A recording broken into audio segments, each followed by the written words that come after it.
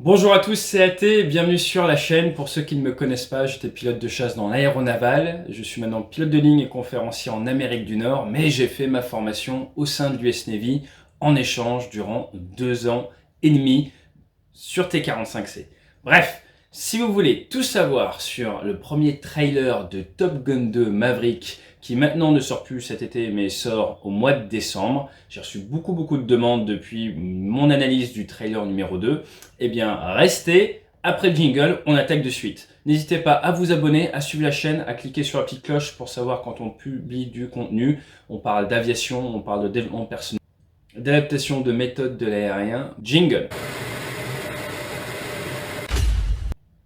Alors, c'est parti, on rentre directement dans le vif du sujet. Jusque-là, rien de bien nouveau.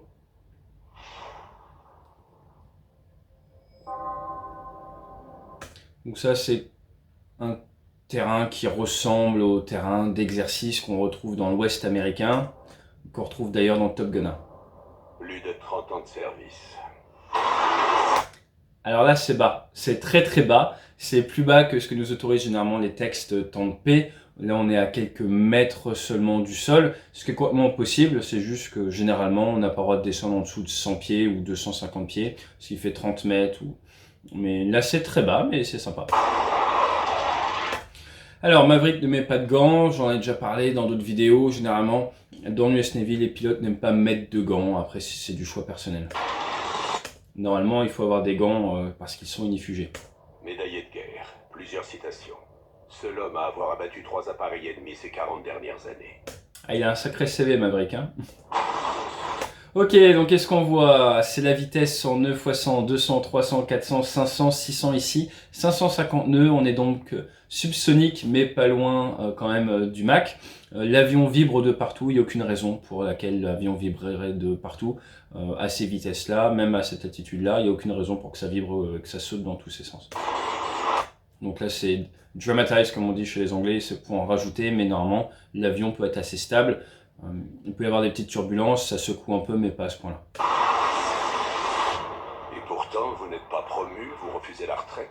Et en dépit de tous vos efforts, vous n'êtes toujours pas mort. Alors, time on target qui s'affiche comme ça fait un décompte. Il est peu probable que sur le Super Hornet, vous retrouviez une instrumentation comme ça. On peut avoir un décompte, mais en termes d'affichage, ça va pas ressembler à ça. Sur Rafale, par exemple, on a des décomptes sur certaines choses, mais c'est pas aussi clair que ça. Et du coup, c'est joli, mais on n'a pas vraiment ça dans les avions. Voilà, donc là c'est classique, hein, c'est un souvenir pour la figure qu'il est fait dans Top Gun 1.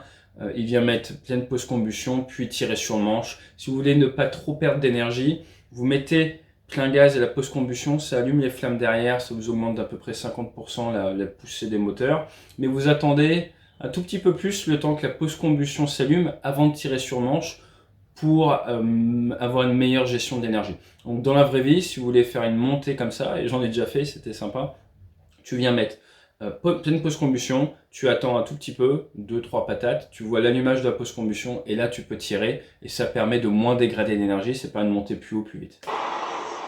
Mais sinon ce genre de figure, c'est généralement ce que font les Blue Angels, l'équivalent de la patrouille de France. Il y a souvent un solo qui fait un décollage qui ressemble à ça. Je crois d'ailleurs que c'est eux qui ont permis de ces prises de vue. C'est complètement possible. Et un avion de chasse vertical qui part à 500 nœuds, ça monte très fort. Hein. Une Rafale, ça peut quasiment passer le mur du son 60 degrés néo hein, dans certaines configurations. Porte-avions américain, ce qui est à noter pour les spécialistes, c'est on dirait qu'ils ont soulevé les accroches de la barrière d'arrêt. Ici, là, c'est assez rare de voir ça. C'est pour la barricade, donc c'est très rare de les voir lever. Vous devriez être... Alors, petit point intéressant, généralement quand on a un mouvement d'ascenseur, on a à la fois une sirène et surtout on a une sorte de protection qui vient se lever pour éviter que quelqu'un ne tombe par-dessus bord. Minimum contre-amiral à l'heure qu'il est. Et vous en êtes encore là. Capitaine. Donc Ed Harris, 2 étoiles, c'est l'équivalent d'un 3 étoiles dans la marine française. Capitaine, là il y a un souci de traduction. Quand on regarde les galons de Maverick, il est capitaine de vaisseau et on appelle ça un commandant dans la marine. Ça correspond à un colonel plein dans l'armée de terre ou dans l'armée de l'air. Donc là, on a 2 grades d'écart entre le commandant Pete Mitchell, capitaine de vaisseau, qui est généralement chef d'un porte-avions, chef d'une unité type un groupe aéronaval, et le 2 étoiles qui lui a l'air de commander toute la force navale. Donc ce dédain, ce regard de haut n'est pas complètement justifié, surtout que tout le monde n'est pas amiralisable comme on dit. Certaines personnes restent officiers supérieurs, ne passent jamais officier général. Donc là c'est dommage, c'est mal traduit, mais bon, voilà. Ils veulent mettre en avant le côté très opérationnel. Et d'ailleurs, est-ce que vous savez ce que veut dire Maverick? Traduit en français, c'est un non-conformiste, un franc-tireur ou un dissident. On comprend un peu mieux son trait de caractère. Comme quoi son call sign est bien choisi. Pourquoi? Alors là, ce qui est intéressant, c'est de voir que Maverick a une tenue, ce qui ressemble à une combinaison étanche, mais on la voit un peu plus tard, ce qu'on appelle une tenue stratosphérique. C'est une tenue pour monter très haut, donc sûrement pour voler avec l'avion qu'on voit plus tard dans le trailer, qui est un avion qui est fait pour monter en haute altitude, au-dessus de 50 000 pieds. Un des mystères de la vie, amiral. Magnifique vue, on voit la post-combustion qui est en train de s'allumer et il y a ce qu'on appelle un test de FCS, de Flight Control System. Tous les plans comme ça qui bougent, c'est on lance les commandes de vol dans un autotest, on apparaît sur Rafale, les commandes s'autorégulent, s'autotestent et vous disent c'est bon, tout fonctionne bien. Mettre pleine post-combustion alors que le test commande de vol n'est pas fini, ça me paraît bizarre parce que ça va prendre beaucoup de pétrole pour pas grand chose, mais ça fait une vue complètement superbe. Alors là, on est dans du nerveux, salut très très rapide. Les Américains aiment bien saluer vite, néanmoins il ne faut pas oublier pourquoi on salue, et généralement, nous, dans la aéronautique française, on prêche pour des saluts longs, pour des raisons de communication.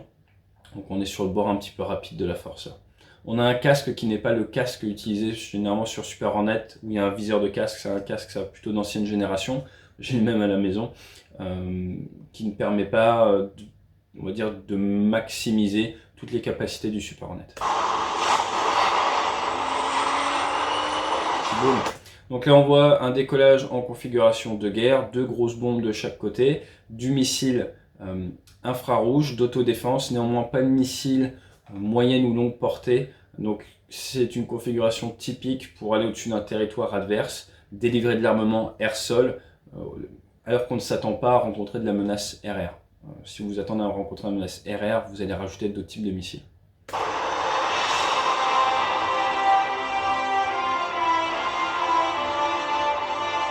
Si vous n'êtes pas convaincu par ce genre de lumière, eh ben, levez-vous tôt, surtout l'été, c'est un vrai régal. Là, on voit le hangar de Maverick, et ce qui est intéressant, c'est que ça, c'est une photo de Goose. Goose qui est mort dans le 1.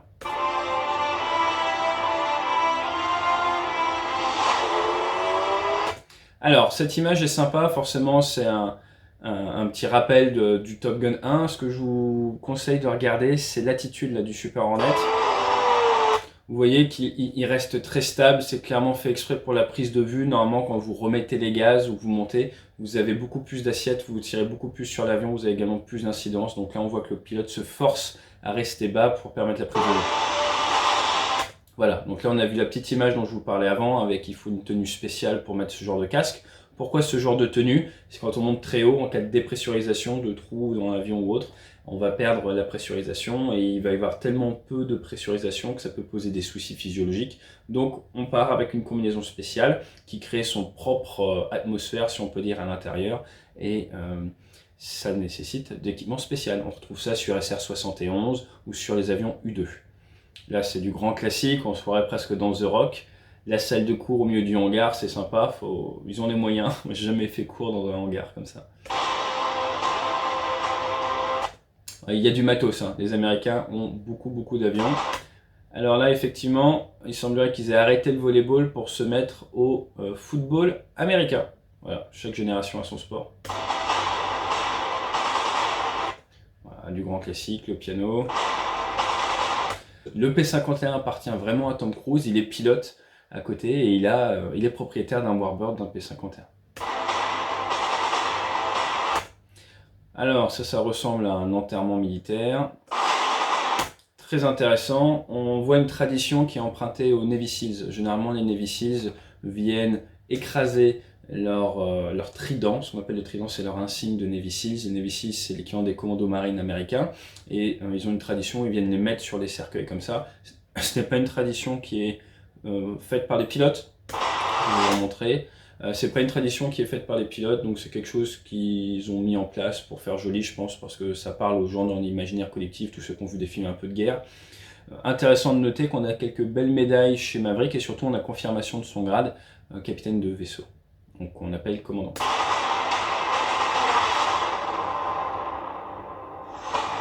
Alors, pourquoi vous voudriez avoir 4 avions en box comme ça, si rapprochés?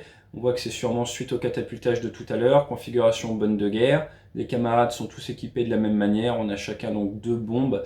Le fait d'être en box comme ça, déjà c'est bien, ils sont en étagement positif, c'est qu'on est en vol très basse altitude. C'est peu manœuvrant une formation comme ça, mais c'est plus discret au radar. Si vous allez faire une rentrée en territoire adverse où il y a des protections radar, vous attendez à peut-être être détecté. Le fait d'être 4 rapprochés comme ça a de grandes chances de ne faire qu'un seul écho radar. Donc ça peut surprendre l'adversaire. Là ils sont à la queue leu, l'étagement est très faible entre eux. Généralement on va vouloir prendre un étagement un peu supérieur au fur et à mesure pour éviter le jet wash, pour éviter la poussée, la traînée des moteurs et éviter de se faire secouer. Donc généralement ces avions là devraient être un peu plus hauts. Magnifique vue dans la montagne, on contourne vraiment le terrain.